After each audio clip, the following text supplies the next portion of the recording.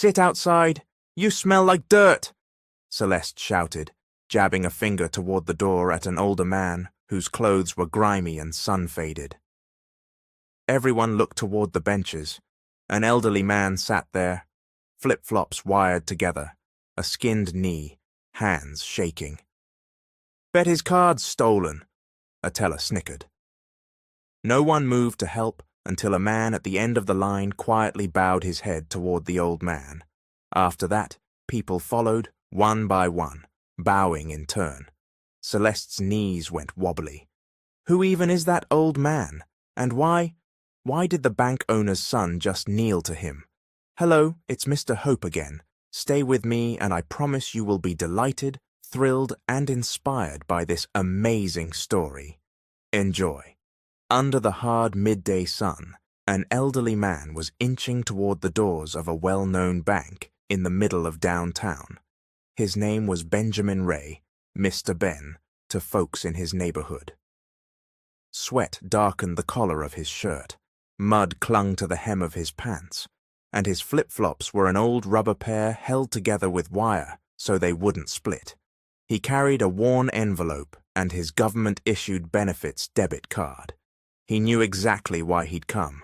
He had to withdraw this month's pension so he could get Tommy to the hospital. Tommy was the little boy he had taken in from the streets, now coughing, burning with fever, barely able to eat. At the bank's entrance, Mr. Ben paused. His knees trembled, not from fear, but from hunger and exhaustion. He forced a long breath, wiped his brow with his sleeve, and stepped inside. "Good morning," he said softly to the security guard. The only reply he got was an arched eyebrow and a quick once-over at his clothes. Before he made it past the lobby, someone whispered, "Great, another homeless guy. Smells like dirt. Look at those flip-flops, wired together." To them, he barely registered as a person. The air conditioning felt even colder the moment he walked in. He approached a female teller who had been smiling at another customer seconds earlier, but her face hardened the instant he stood before her. "Ma'am, could I ask how to withdraw using this?" he said, offering his card and ID. Her answer came laced with suspicion and disdain. "Is that really your card, sir? We don't usually assist people who don't know how to use those. And hang on." She glanced at the next teller and stage whispered, "Might be a scammer or a thief." Her colleague laughed. Their concern for the old man's dignity was exactly zero. Before he could finish explaining, a woman in high heels with a nameplate, "Celeste Valentine, branch manager," strode over. "What is going on here?" she demanded. Celeste looked him over from head to toe, his dirty flip-flops, faded shirt, wrinkled envelope. "You can't loiter here. Sit outside, you smell like dirt," she barked, pointing toward the street. Customers stopped what they were doing. The whole bank went quiet. People who had been smiling at their phones stared at Mr. Ben as if he were a threat. No one stepped in. "Please," Mr. Ben said, voice trembling. "My boy needs the hospital. I don't know how to use this. I just need help." Celeste cut him off. "It might not even be your card. You don't look like you have an account. How would you?" A guard approached and motioned to escort the old man out. Before the guard could touch him, a voice rose from the end of the line. "Miss, please wait." A man in simple business casual, wearing a watch without a hint of swagger, walked forward. This was Ray. He had been quietly watching. He placed his envelope on the counter and bowed his head before Mr. Ben. "I'm sorry, sir. You haven't done anything wrong." Gasps rippled through the room. One by one, like dominoes, customers followed Ray's lead. 1, 2, 3. Soon 5 people bowed at once in respect to the old man. Celeste froze. Cold swept her body. She hadn't expected this, especially when she noticed who one of the bowing men was. "That's the bank owner's son," a teller whispered. Phones lit up. Someone had been recording video the whole time, and within minutes it was ricocheting across social media. In the clip, the branch manager shamed a dirt-streaked old man, only for customers to surround him with respect at the end. Mr. Ben stared, clutching his envelope as people bowed around him. From humiliation, a small miracle seemed to be unfolding. From the chill of the bank's judgment, Mr. Ben stepped into the heat outside. Like the eye of a storm passing, the chaos inside had quieted, but the storm still raged in his chest. If the bank was cold and condemning, the street was hot and punishing. Between those two worlds, his heart felt shattered. He sat on a concrete bench in front of a convenience store. Head down, hands trembling, he gripped his envelope and benefits card, his lifeline, even if the bank had just slammed a door in his face. The eyes of passers-by weighed on him. Some paused to stare. Others looked away, as if to confirm the rumor already spreading online about an old man humiliated in a bank, shooed out, and then bowed to by strangers. For a few moments inside, some had shown respect. Now the world had already moved on. He hadn't. He closed his eyes. Celeste's words replayed, each one a bruise. The teller's judging looks, the employee's snickers, the customer's complicit silence. You don't look like you have an account. You look broke. Sit outside. You smell like dirt. His body was tired, but so were his heart and soul. Even inside the bank, though some bowed, other eyes never softened, respect quickly turning into gossip. That old man was gross, a customer muttered, zipping a bag. He could have just lined up properly, and at least worn shoes. Another chimed in. If I were Ms. Celeste, I would have done the same. Can't come in here looking like that. In the pantry, employees huddled. We've got another issue at our branch, one sighed, and tons of people recorded it. At least Ray kept quiet, but it's like he knew something. Was he the one who approached the old man? Yeah, he even bowed to him, like reverence. They didn't realize Ray hadn't acted for attention. He had shown respect to a man crushed by a system that was supposed to serve him. Meanwhile, Ray sat in his car in the parking lot, watching the now-trending video someone uploaded. In it, Mr. Ben was mocked. Celeste yelled. At first the crowd kept still, then bowed. Ray knew bowing wouldn't erase the pain. A viral post can't heal humiliation. He looked at a creased photo in his wallet. His father, abandoned by a similarly cruel, indifferent system.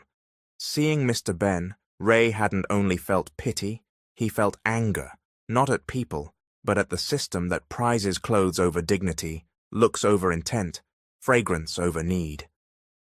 Mr. Ben walked home, slower than before, an empty card in his hands, dignity in tatters. At the little house he and Tommy shared, the boy's weak voice floated out. Dad, did you get the money? Mr. Ben couldn't answer right away. He forced a smile, came close, lifted the damp cloth from Tommy's forehead, kissed him there. Not yet, son. We'll get it tomorrow. They said to come back once I'm cleaned up. It's okay, Dad, the boy whispered, even without medicine, as long as you're here. Mr. Ben closed his eyes, swallowing back tears. He couldn't tell Tommy the real reason he was turned away wasn't his clothes. It was the belief that he had no right to stand there at all. He wasn't a beggar. He had been a public school teacher. He had a diploma, an ID, a heart. But today he was treated like dirt on a bank's marble floor. Back at the bank, Ray Santiago had watched it all with a wound in his chest, splitting open again. He saw how the crowd's eyes pushed the old man out, and he saw how Mr. Ben hardened his face, swallowing his shame. The scene echoed an old memory. His father mocked at a community hall for the way he looked and spoke. Dirty, they'd said. Uneducated. He'd been barred from his own child's ceremony for not owning a dress shirt. If respect is based on scent, clothes, and shoes, who's truly rich? That night in his office, Ray couldn't sit still. He remembered Mr. Ben's eyes, dull but pleading, not for himself, but for someone more important than his pride. He opened his laptop and phone. While most just scrolled the news, Ray was thinking. Something had to be done. Across town, the night pressed heavier over Mr. Ben's tiny place, tucked by a row of shacks. "Kiddo," Mr. Ben murmured, changing the cloth on Tommy's brow. "I'm sorry, I didn't get the money. Tomorrow I'll clean up. Maybe then they'll help." Tommy smiled faintly.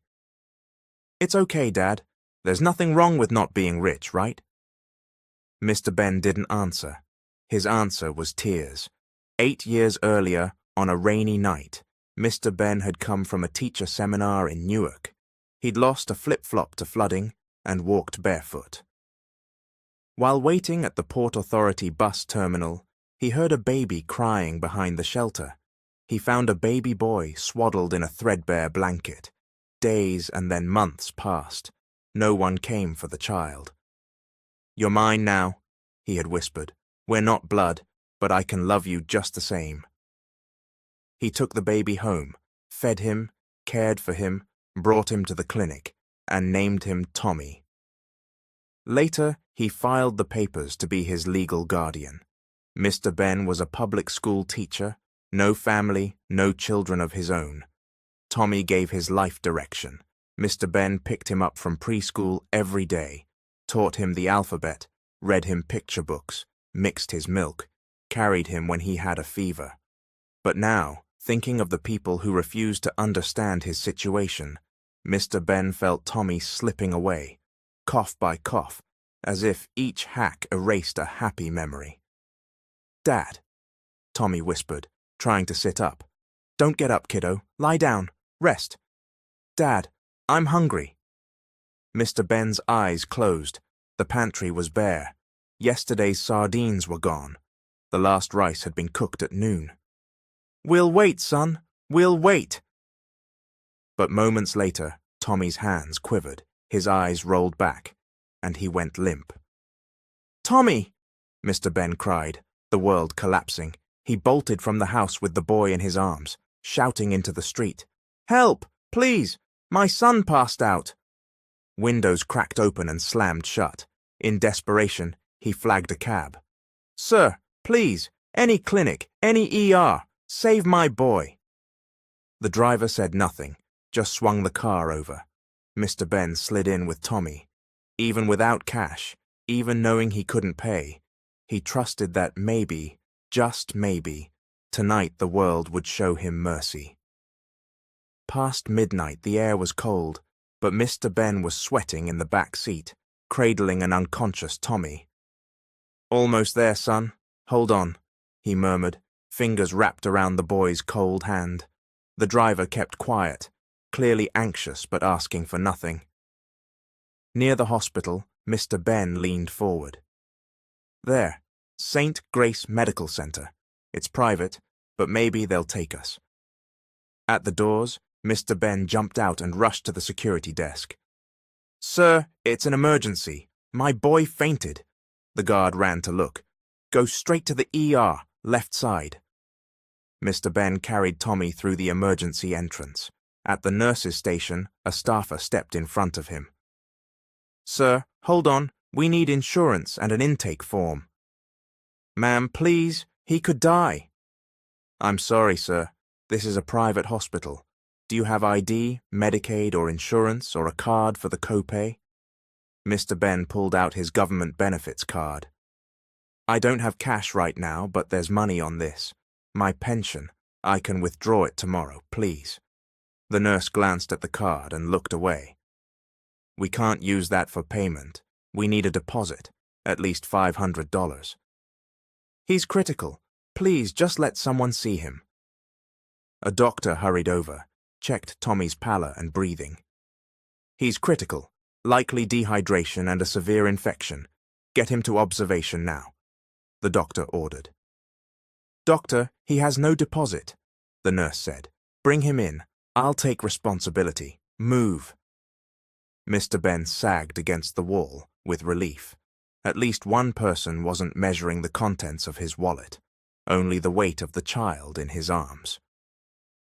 While they laid Tommy on a gurney and began the workup, Mr. Ben sank to a chair and wept. Minutes later, a nurse approached.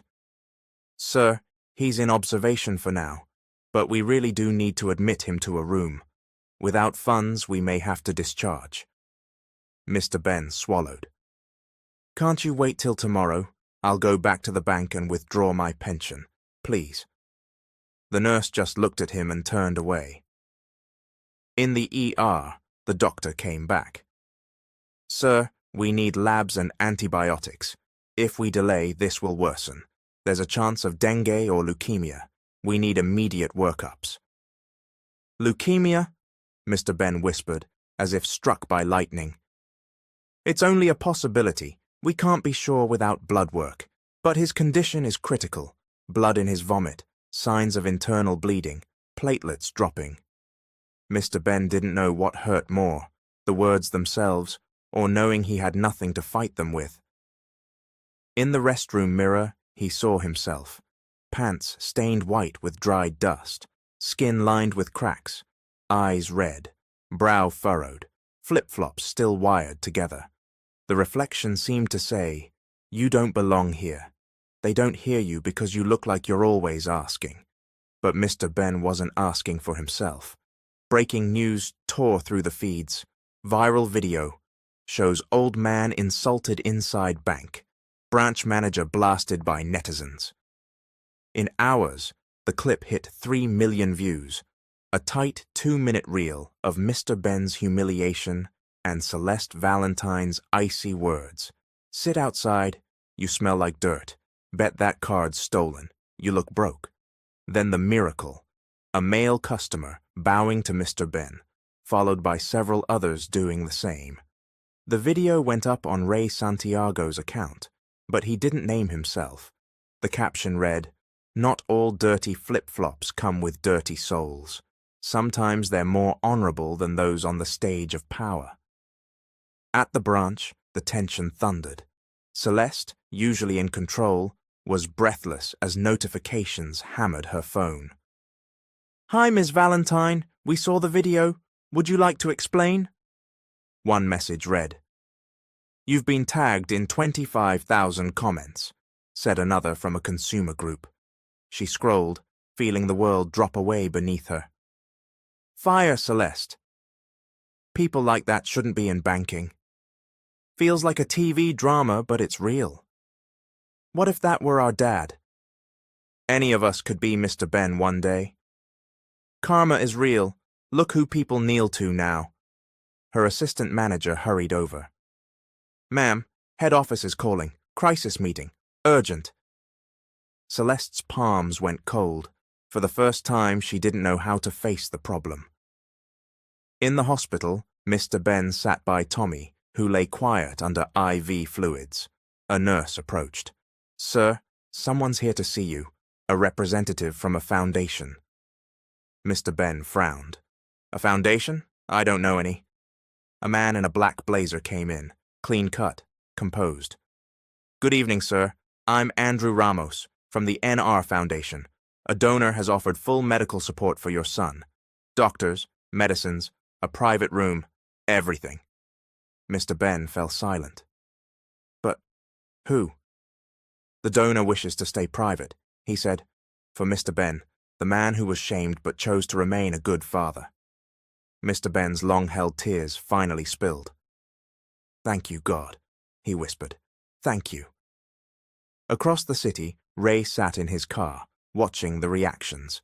Quietly, with a mix of grief and hope, he scrolled. On the passenger seat lay the simple phone he used for his storytelling and journalism. He was the anonymous creator behind several viral social justice stories. But this one was personal, not just about Mr. Ben, but about every child never given a chance, every elder stripped of dignity, every parent pushed away by air-conditioned systems. A friend from a major media outlet called. "Ray, where'd the video come from?" "Doesn't matter if it was me," he said. "What matters is, the country's eyes are open." The next morning, the bank issued a statement. We apologize for the unacceptable treatment of a client at one of our branches. The incident is under investigation. The personnel involved are suspended pending review. It wasn't enough to calm the outrage.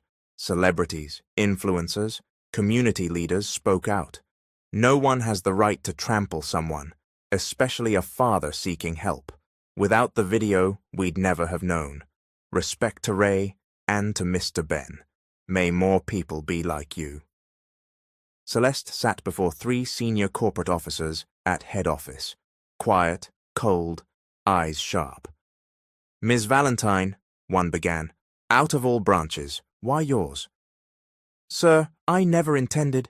Intent doesn't matter. The public saw it. You failed at the most important part of banking, treating people well. Celeste didn't know whether to cry or fight. The weight of her mistake settled in. This wasn't a simple complaint. It was the collapse of reputation, name, and position. A fall no makeup, heels, or eloquence could stop. Before sunrise, Mr. Ben watched over Tommy, who lay pale with an oxygen cannula, dark circles under his eyes, each breath a tug from deep in his chest. Son, you still with me? Mr. Ben whispered, stroking his hair. Tommy's eyes fluttered open, tears gathering at the corners. Dad, my stomach hurts. Before Mr. Ben could speak, Tommy vomited blood, thick, dark, with a groan of pain. God, doctor, nurse! Mr. Ben yelled, panicking. 2 nurses and an intern rushed in, checked Tommy's vitals, and tried to calm Mr. Ben. Sir, please wait outside. We need to monitor him closely, a nurse said, calm, but urgent.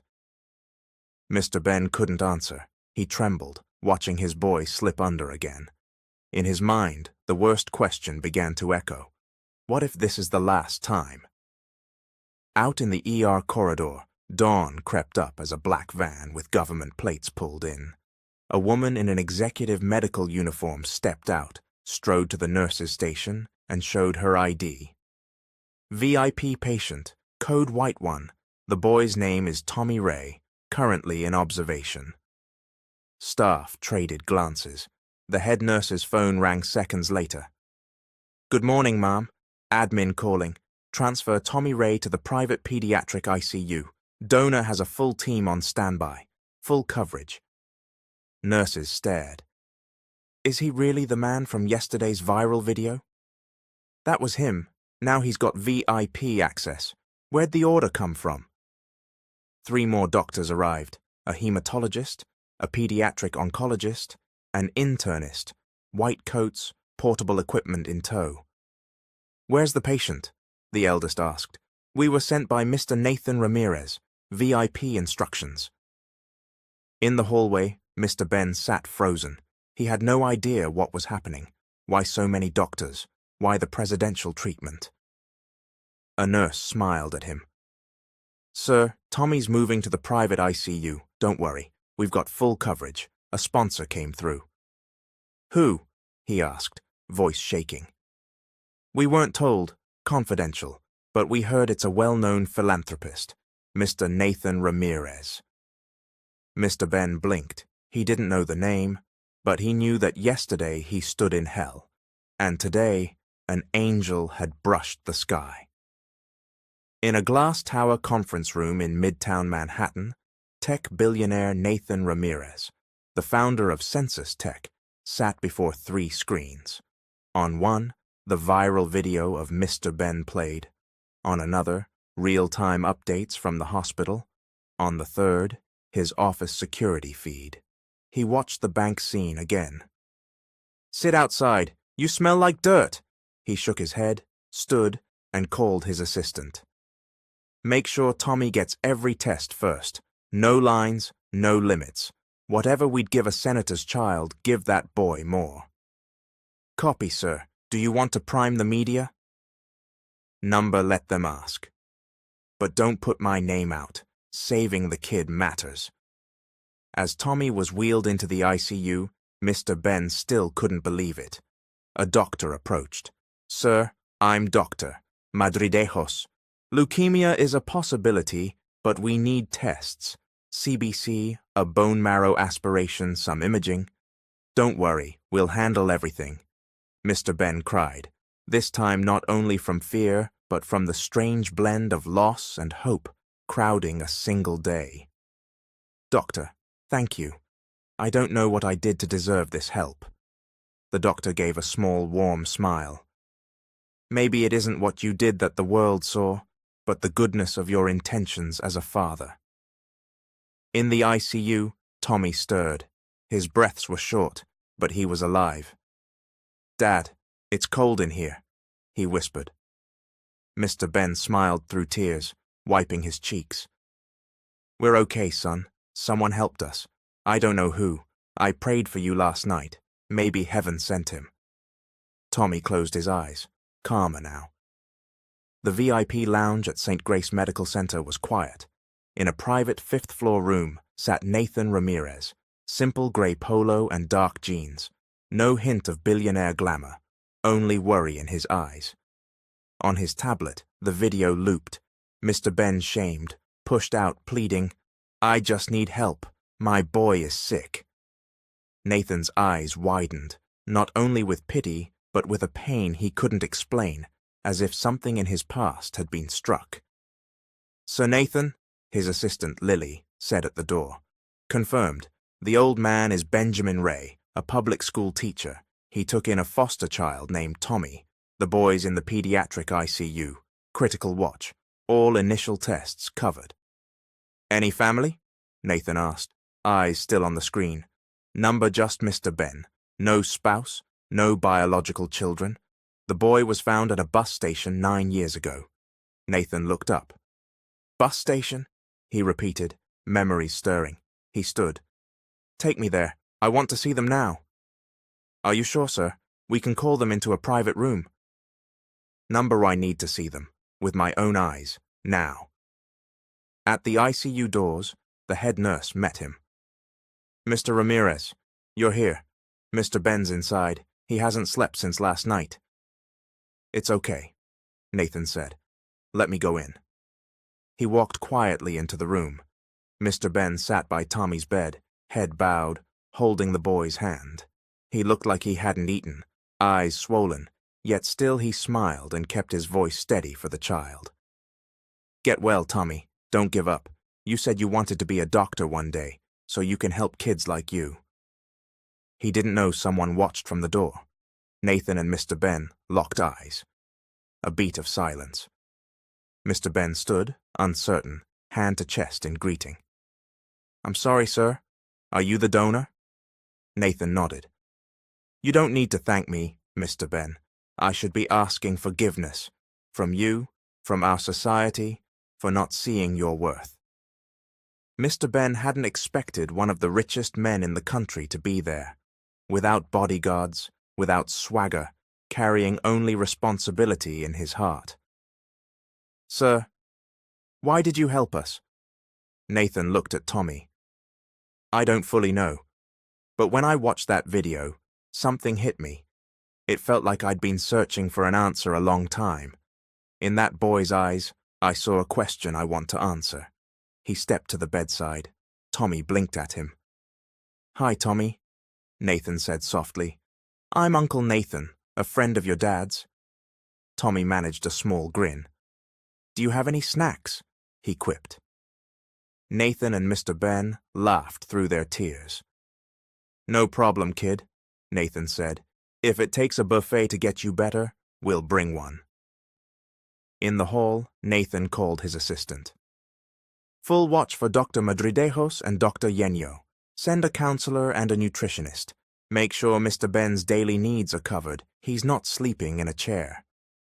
Noted, sir. And in the morning? I want the full file on this case. I have a feeling this story isn't over. Online, the public buzzed louder. Someone said a VIP donor had stepped in. A nurse's post hinted they'd seen Nathan Ramirez at the hospital. Salute to Mr. Nathan, one comment read. Nathan kept silent. He didn't want Mr. Ben's story turned into a PR campaign. To him, this wasn't the tale of a shamed old man. It was the story of a father who fought to the end. Before sleep, Tommy felt Mr. Ben's hand still wrapped around his. "Dad," he whispered, "I know I'm not your real son, but you're the only father I have." Mr. Ben didn't answer. He cried instead. In the middle of grief and fear, one truth steadied him. He hadn't failed, and now he wasn't alone. The day spun off its axis for Celeste Valentine. Instead of the usual transactions she handled as branch manager, a new kind of battle arrived: digital warfare. At the office, employees stared, not with the old mix of fear and respect, but with a kind of hushed derision.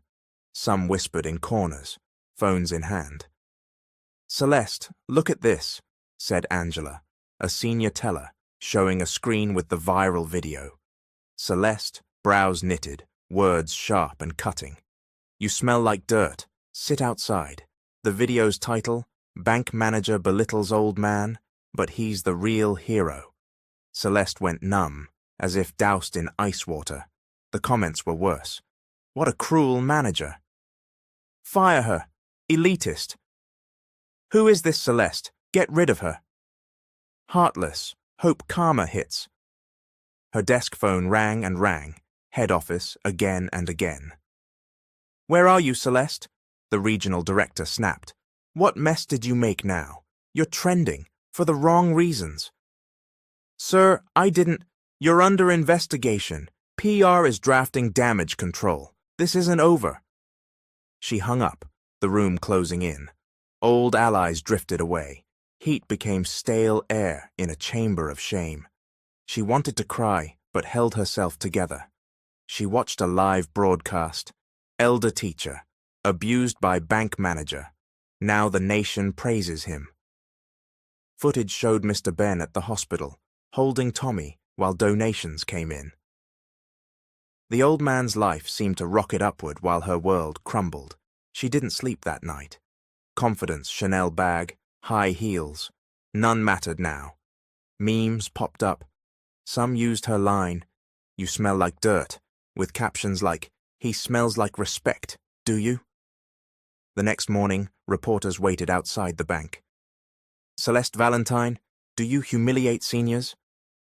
"Any comment on the video?" "Are you resigning?" Cameras everywhere. She forced her way inside. Even the guard's greeting felt hesitant. HR's memo landed by noon. "Pending investigation, you are relieved of public-facing duties. Final decisions after review." Not fired, yet, but she felt the ground tilting toward the cliff. By day's end, she sat before her mirror, wiping off lipstick and foundation, staring at her own face. Who was she now? Reputation gone, respect gone, poise gone. Just a portrait of someone stripped of dignity, and maybe of conscience. The sun dipped outside. A single tear splashed onto the papers on her desk. But this wasn't the end. She hadn't apologized. She hadn't surrendered. A week after the video, Celeste could barely step outside. Her once smooth, confident face now carried the marks of sleepless shame. Every platform swarmed with her name and one demand: remove her from service. Then came the email she feared. "You are required to appear before the board of directors and the CEO, Mr. Michael Delaney, 9 a.m. sharp." Her chest squeezed. She reread it, hoping she was mistaken. She wasn't. In the conference room, CEO Michael Delaney sat, tall, cool, voice unyielding. HR, PR, and legal flanked him. "Ms. Valentine," Delaney said evenly, "we've reviewed the footage, assessed the public response, and most importantly, reckoned with the heart of the matter." Celeste's eyes were down. "You will issue a public apology, effective immediately," the PR head said. "And you are relieved of your duties." A termination letter slid across the table. The guard and the mocking teller were dismissed as well. No debate, no defense. Before she could leave, Delaney spoke again. "One more thing."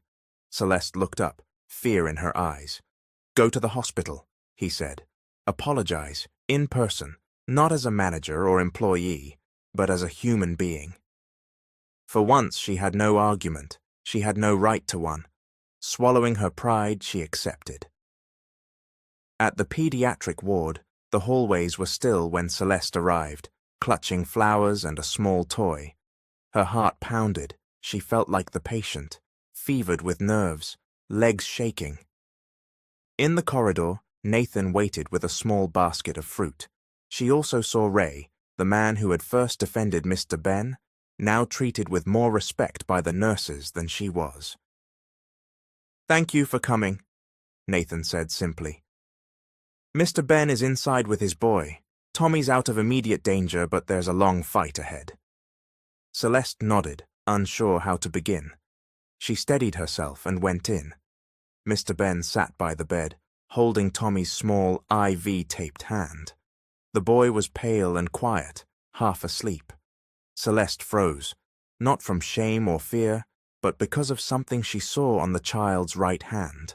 A small round birthmark between the thumb and forefinger.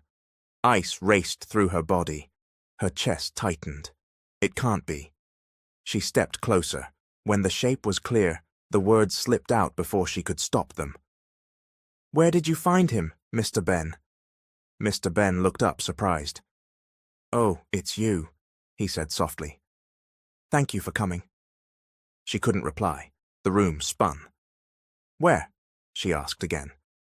Mr. Ben sighed, reluctant but drawn back into memory. "About 8 years ago. I was headed home from a teacher training. I was at the bus terminal, Port Authority. I heard a baby crying by the seats, alone, no note, no bag. There he was, Tommy." Celeste's eyes widened. Her knees went weak. Number. Not a coincidence. In her mind, the most painful night returned. The night she lost her baby at that terminal while fleeing her ex. Her baby had a round birthmark in that exact place. And here he was, feverish in a hospital bed, raised by the very man she had humiliated. She couldn't breathe. She wanted to scream, run, gather the boy into her arms and say, "You're mine." Mr. Ben waited. Celeste forced a brittle smile, tears pooling. Between breaths, she whispered two of the most important words of her life. "I'm sorry." Celeste stared at Tommy's small hand. The birthmark shook her to her core. She sank into a chair, clutching her chest, and sobbed. "My baby," she breathed. The rhythm of her heart pounded in her ears, and a deep hole of memory opened. 8 years ago, rain hammering the sidewalks around the Port Authority. Celeste, then in her mid-20s, held a baby wrapped in a worn blanket. They stopped beside a corner diner to hide behind a post. "Shh now, Wakin, please," she begged them as the baby cried. They had come from out of state, running. Hours on the road, sweating, hungry, scared. She had only one plan: get far from her husband, Rommel, a man with dark eyes, a cold heart, and no respect for his own child. They had to flee to survive. Then a shout exploded from the far side of the terminal. "Sell!" Rommel's voice. Celeste panicked and ran, still holding the baby. A woman collided with her. Her bag fell. In the jolt, her grip on the baby loosened for a split second. 1 second. When she scrambled up and looked around. When Celeste looked back, her baby, Wakin, was gone. In the present, Celeste trembled, sinking to her knees by the bed, ignoring everyone else. Ray, Mr. Ben, the nurse at the door. "I'm his mother," she choked at last, eyes drowning. "I lost him. It's my fault." Mr. Ben stared. "What do you mean?" "The last place I saw him was the bus terminal. I thought I'd never see him again. But it's him, Tommy. He's Wakin." She sobbed. Ray said nothing. Mr. Ben and Ray exchanged a look. Shock, confusion, and a tender kind of ache rippled through the room. "I raised him for 8 years, Mr. Ben said quietly, voice steady but heavy. "I treated him like my son, and now I learn he has a mother." But instead of jealousy or fear, What Mr. Ben felt most was pain. Not that Tommy might be taken from him, but for everything the boy had endured. If I hadn't blocked you at the bank, if I hadn't shamed you, maybe Tommy would have been admitted sooner, Celeste whispered. Maybe he wouldn't be this weak. Mr. Ben stepped closer and squeezed her shoulder. You didn't know then. You know now. Silence filled the room, and one question haunted Celeste. How do I make up for all the time lost? Before she could form an answer, a new presence appeared at the door. A man in dark glasses. He stood staring at the boy. Rommel. The chill in his eyes hadn't faded. Morning light slipped through the hospital window. For the first time since the crisis began, a little smile touched Tommy's lips. He was in a regular room now, brighter, calmer, full of love. Celeste sat in a corner, quietly massaging his hand as he played with a small toy Nathan had brought. On the other side, Mr. Ben sat with a handkerchief, damp with tears and memories. Mum, Tommy whispered, tapping Celeste's hand. Celeste froze, her whole body going still. She had waited years to hear that word.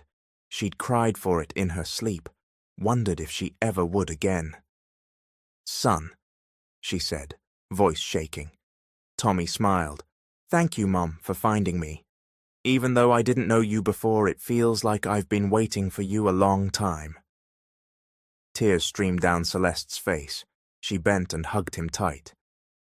You don't know how I've longed for this. I'm not mad, Tommy said, pressing her cheek, because now I'm here, and I'm happy. Mr. Ben couldn't hold back anymore. He stood, came to the bed, and took Tommy's hand. Son, I'm sorry I didn't tell you. I was afraid they'd take you from me if anyone knew. But from the start, I loved you. Tommy pulled Mr. Ben into a hug. Even if you're not my biological dad, you taught me to read, to write, to pray. You were my world. Thank you, Dad. Everyone cried. No more secrets, no anger, only gratitude and love. Celeste turned to the older man, holding his arm. Mr. Ben, I don't know how I can repay you for all the goodness you've given us. You made me a mother again. Mr. Ben shook his head, wiping at tears. You don't owe me anything, child. What matters is you found your son, and he found you. The door swung open. Nathan came in with fruit and another toy, stopping when he saw the tide of tears in the room. Sorry to intrude, he said gently, stepping forward. Uncle Nathan, Tommy cried, leaping up to hug him around the waist. Nathan startled, then embraced him back. Hey, take it easy. You're supposed to be resting. Why does it feel like my heart's going to explode from that hug? Tommy laughed, eyes puffy. I just wanted to say thank you. For what? Nathan asked, wiping the boy's tears with his thumb. Because even though you didn't know me, you helped us. Without you, maybe I wouldn't be here. So thank you. You're like my big brother, or my guardian angel. Nathan's own tears fell. He looked at Celeste and Mr. Ben. None of you owes me thanks. Truth is, I should be thanking you. Through you, I learned to see a person's worth. Not in looks, not in status, but in the heart. A hush fell, heavy with feeling, until Tommy piped up again. Can we take a picture? Nathan smiled. Of course. We have to document this reunion. He called a nurse and handed over his phone. They gathered, Tommy in the middle, arms around Celeste and Mr. Ben, Nathan behind them with a hand on the boy's shoulder. Click. That picture captured a family, knit back together through pain, shame, and redemption. That night, after Tommy fell asleep, Celeste sat by the bed, watching him. Outside, Nathan spoke with the doctor. Mr. Ben came over. You know, child, he said softly, I haven't seen that kind of light in your face in a long time. Celeste smiled through tears. It's the first time I've really breathed. The ward was quiet. Tommy's face was still pale, but peaceful. Mr. Ben sat in a corner, Bible in hand, praying. Celeste couldn't keep still, dabbing Tommy's forehead, swallowing sobs. "Fight, son," she whispered, stroking his cheek. "Please." The boy's body seemed tired. Eyes closed, his voice was barely there. "Mum, thank you. It feels good to have a mum." Nathan stood behind, tears in his eyes, trying to be strong. He touched Mr. Ben's shoulder. "You didn't fail him, Mr. Ben. If you hadn't taken him in, he might have been gone long ago." Mr. Ben said nothing, only prayed harder for a miracle. Suddenly the monitor dipped. Alarms blared. "Code Blue! Code Blue!" Nurses and doctors flooded the room. They tried to bring Tommy back. Celeste clutched his hand. "Tommy, Mom's here. Don't leave me. Please." Her sobs racked her body. "God, please, give him back." Minutes later, the doctor stopped compressions. The beeping ceased. Everything went still. "Time of death, 4:17 p.m. Celeste's knees buckled. She sank beside the bed. Mr. Ben bowed his head, kissed the boy's forehead one last time. Nathan shut his eyes, tears spilling. The quiet broke when a nurse played a short voice memo she'd recorded earlier. Tommy's last words. "Mum, even if you didn't raise me, it's okay, because now I'm complete. I have Dad Ben, Mom Celeste, and Uncle Nathan. I'm not missing anything." As they listened, Celeste's heart burst. She gathered her son's cooling body. "Forgive me, son. Forgive me. I slowed your help. I'm so sorry." When the news broke online, outrage followed. If she hadn't blocked the old man's withdrawal, the boy might still be alive. Elitist, thought she was better than everyone. The former branch manager became a target for rage. Every post and article carried her name and face. Even her family took heat. Celeste knelt in the hospital chapel, clutching an old baby photo. "I should have been your shield," she whispered. "I became the reason help took longer." Nathan came, set an arm around her. "Celeste, you didn't want this, but we can't pretend you weren't at fault either." She nodded. "I can't look in a mirror, Nathan. How do I forgive myself?" At Tommy's wake, many came. Mr. Ben's former students, neighbors, nurses, strangers, moved by the viral story. White flowers surrounded the small casket. A little toy truck, Tommy's favorite, rested beside it. In black, Celeste stepped up, leaned close, and whispered, "Son, I can't hold you again in this life. I hope you feel how much I loved you from the moment we met. As long as I live, every beat of my heart is because of you." A month after Tommy's passing, public attention flared again, but this time with recognition and hope. In a downtown hotel ballroom, a new charity, funded by Nathan Ramirez, held its annual Guardians of Care Awards, inspired by Mr. Ben and Tommy's story. The place was packed. Well-known figures, social workers, media.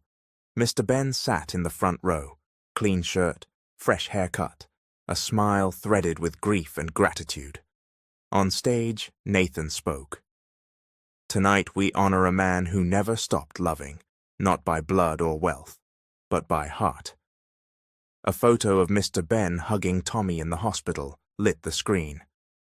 Mr. Ben isn't famous, rich, or powerful, but he is a father in the eyes of a child the world didn't choose, a child he chose to love. Nathan knelt and personally handed him a plaque. Model Father of the Streets, Benjamin Ray, for unwavering compassion for children. The crowd rose, standing ovation, tears everywhere. Mr. Ben stood, hands trembling around the microphone. The hall went silent. "Truth is, I don't know how to accept an honor this big," he said.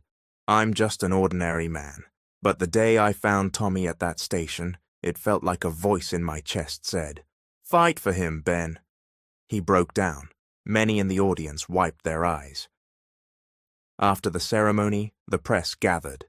Nathan unveiled the mission of his newly formalized charity, the Guardian Hearts Foundation. We can't only learn about stories like Mr. Ben's after tragedy.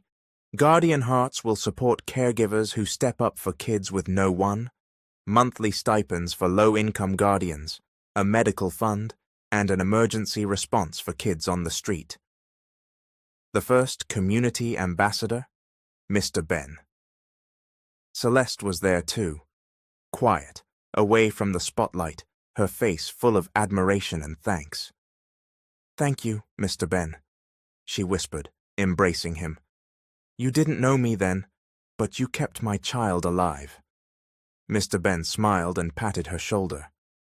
"I didn't need to know his mother to love the boy as my own." As reporters interviewed Nathan, a little girl in worn clothes with a scraped knee and a battered stuffed toy approached Mr. Ben. "Mister, can I come with you?" Nathan and Celeste shared a look. Mr. Ben knelt and smiled. "What's your name, sweetheart?" "Lila," she said. He helped her up and hugged her. "From now on, you're not alone. You have a family." Support for Guardian Hearts surged. Mr. Ben and Tommy's story inspired neighborhoods and local governments, feeding programs, foster homes, scholarships for homeless kids. From an old man in wired flip-flops, Mr. Ben became a symbol of hope, and Tommy, the child nearly forgotten by the world, sparked a movement. In every corner of the hall, in every clap, in every child reached, Tommy's memory lived. For the first time in weeks, Celeste faced the public, not as a branch manager, but as a wounded mother, repentant and ready to rise for love's sake. At an open-air Guardian Hearts event celebrating children helped and foster parents like Mr. Ben, Celeste stood on stage with Nathan and the team. The spotlight found her, simple blouse and black slacks, no jewelry, no makeup, just a foundation pin over her heart, the emblem of her new life. "I'm not here for applause," she began. "I'm here to apologize and to say thank you." She looked toward a large photo of Tommy displayed at the edge of the stage, the boy she surrendered once, found again, and then lost. "Since I was young, I was taught to avoid dirt, smell, poverty. So when Mr. Ben walked into the bank, all those beliefs took over." Tears swelled. "I was wrong, and that mistake delayed help for the son I'd been searching for. Because of how I judged him, I failed as a mother. I failed as a human being." The crowd was still, many quietly dabbing tears. "Since Tommy died, I wake up each day asking, what good am I if I can't hold him again?" She touched the Guardian Hearts logo. "The answer is, to help other Tommies, every child without a mother, every elder like Mr. Ben who chooses love anyway." She announced her decision. "I sold my condo, closed my old accounts. I'm a full-time volunteer now." Applause rose. Nathan, at the side of the stage, shook his head with a small smile, not in doubt, but in admiration. Weeks later, Celeste wasn't just a spokesperson. She was on the ground, wearing the plain volunteer tee, backpack stuffed with medicine, milk, and food. She knelt under overpasses, in alleys, in shelters, cleaning a little girl's muddy cut beneath a flyover. She almost cried. "You know, sweetheart," she said, wiping the wound, "I have an angel for a son. Maybe he's your friend in heaven. Tell him, we're doing this for you." At a symposium for social workers and foster families, Celeste spoke again, now as a model for people who once judged and now want to make amends. Handkerchief in hand, she said, "I have no excuse for what society thinks of me. But if pain and death taught me anything, it's this. Love isn't always about blood. Sometimes true family is built on conviction." She pressed a hand to her chest. "I can't bring my son back, but as long as I breathe, I'll make sure fewer children go missing or get left behind. I hope, even though I'm far from perfect, my son can still be proud of me from heaven. Before the day ended, Mr. Ben approached with a small necklace, something he'd found in Tommy's things. He placed it in Celeste's hand. For you, as his mother, don't let his memory fade. Celeste put it on and kissed the pendant. I won't. With every child we help, he's alive. All day, Celeste walked the city again, delivering food and medicine to kids sleeping under the elevated tracks. Once she had fussed over manicures and elevator handbags, now every piece of bread handed to a child felt worth more than any luxury. From a distance, Nathan watched, simple polo and slacks, dignity in his bearing, softness in his eyes, while Celeste knelt to clean a little boy's scraped knee. After the outreach, he asked her for coffee. You've changed so much, Nathan said, eyes on his cup. I can't recognize the woman I saw at the bank, defiant and proud. Celeste gave a small laugh. Even I can't believe it. I thought I'd die of anger. Anger at what? Nathan asked carefully. Celeste stared into the distance, at memories she'd buried under work and pretense. At the world, at myself, at God, Nathan. She drew a breath. I tried to fight back once, then I ran. I lost my child in the chaos. She told him everything, an unplanned pregnancy, a brutal man who controlled and beat her, regrets that stalked her daily. One night I took my baby to the bus terminal, she said, sobbing. I thought I could hide in the city. In the confusion, I lost him. I went back. I haunted that station. I sat at shelters waiting for a miracle. But no Joaquin came. Hope dried up. That was the day my heart turned to stone. Nathan was quiet, seeing not an ice-cold manager, but a shattered woman who had been seeking refuge for years. You don't have to carry this alone, he said. Celeste blinked. Why are you helping me, Nathan? We're not family, he smiled, because your remorse is real, and because I see a strength in you I've rarely seen in anyone. Celeste shook her head. I'm not clean. I'm not good. Nathan took her hand. You've begun to change. You don't need to be perfect to forgive yourself. From that night, their bond deepened. Nathan stood beside Celeste at every event, friend and witness through each breakdown, each prayer at Tommy's grave. While cleaning toys in a new group home, Celeste paused. Sometimes I wonder, if Tommy had come when I was whole, maybe he'd still be alive. Nathan nodded. Maybe, but maybe he came exactly when you needed him, to change you back into who you truly are. They were seen together more often, no grand gestures, just a hand held, a shared look, a quiet that didn't need words. Mr. Ben, sitting with Nathan near Tommy's memorial wall, chuckled first.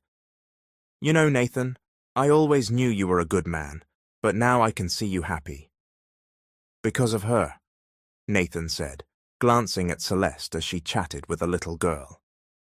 She's yours in a way, Mr. Ben said, in your heart and in your son's. After a school charity event in a tough neighborhood, Celeste smiled, discussing a feeding program with teachers. Her name had begun to mean something else, not a harsh manager, but a woman of compassion and change. As she walked away from the school, a voice from the past wrapped around her. Celeste. She stiffened. The old terror slid icy hands up her spine. She turned and saw Rommel, the man at the center of her nightmares. Leather jacket, the same arrogant swagger, a scar on his left cheek, breath laced with smoke. He laughed, cruel and low. You look good, different, but me, I don't forget. Celeste couldn't move, yanked back into a dark corner of memory, bruises, shouts, threats. What do you want, Rommel? She asked, voice shaking. He leaned close. You're famous now, don't forget. You're still my wife. If you're getting money from these charity gigs, I want half. Volunteers and teachers glanced over, unsure what to do. Celeste froze, tears threatening.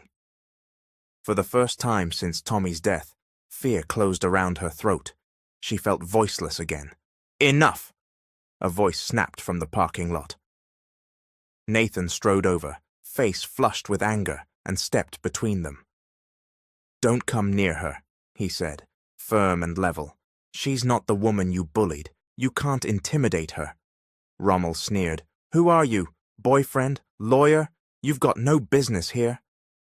Nathan didn't budge. He moved closer, inches away. I'm the man who will keep her safe, and whether you know me or not, the law knows you. There's evidence of what you did. Rommel's grin faltered. Celeste stepped forward, not trembling now, gripping the Foundation's paperwork. You can't scare me anymore, Rommel, she said, voice strong. Yes, you hurt me. You locked me in fear. But now you have nothing on me. He stared, stunned. Music. If you think you'll get money out of me, you're wrong. Everything I own is in the charity's name. I have nothing you can take, least of all my respect. Phones rose, cameras recording, volunteers, staff, bystanders. He's harassing her, someone shouted. If you have any decency, walk away, another added. Rommel felt the eyes on him, no longer fearful, but firm. He had no place in Celeste's world now. She was no longer the woman crying under a table. She had become a light for others. He left, but glanced back. We're not done, he muttered. Celeste stood steady. We've been done a long time, she said, and didn't look back. That night, Celeste and Nathan sat on the center's veranda, looking up at the sky. Thank you, she whispered. Nathan smiled. You don't have to thank me. I'm just glad I finally saw how brave you are. I didn't know I could face him, she said, holding back tears. Maybe because I know I'm not alone. Nathan squeezed her hand. You don't have to go back into the dark. I'm here in the light. In the quiet, he reached into his pocket, pulled out a ring. Celeste, I don't know how many days we get, but if you'll let me say it, you're the woman I love, no matter how hard the road. Celeste shook her head gently, a sad smile on her lips. Thank you, but the partner I can be, right now, is hope. My heart is with Tommy, but you, Nathan, you're the memory I'll carry. From a hospital bed weeks later, Celeste looked out at the sky. Her cheeks were pale, her hair had thinned from rounds of chemotherapy. Now she chose to stop treatment, not out of defeat, but out of longing to be with Tommy again. Nathan, Mr. Ben, she called softly. They came immediately. Nathan held a white rose, her favorite. Mr. Ben held a small box with Tommy's photo. I have one last request, Celeste said, voice weak but clear. I don't want more medicine, not because I'm giving up, but because I'm ready to hold my son again. Mr. Ben closed his eyes, struggling. There are so many children left to help. What about the charity? What about us? Celeste's tears fell. Mr. Ben, you're the true hero of this story. Nathan, you don't have to sacrifice yourself for me. Through you both, I saw a goodness I never expected. Nathan was quiet. He moved to her bedside and took her hand. I'm not here out of pity. I love you, Celeste, through all the pain, anger, and mistakes. If this is what you want, I'll respect it. She smiled, faint but radiant. I wish I could grow old with you both, but my heart, it won't heal here, only if I'm with Tommy. Kids the Foundation had helped filed in with flowers and cards. Aunt Celeste, thank you for everything. You're our hope, they said. She cried, looking at each face. Use your voices for those like me who stayed silent. I'm someone who failed, but was given a second chance.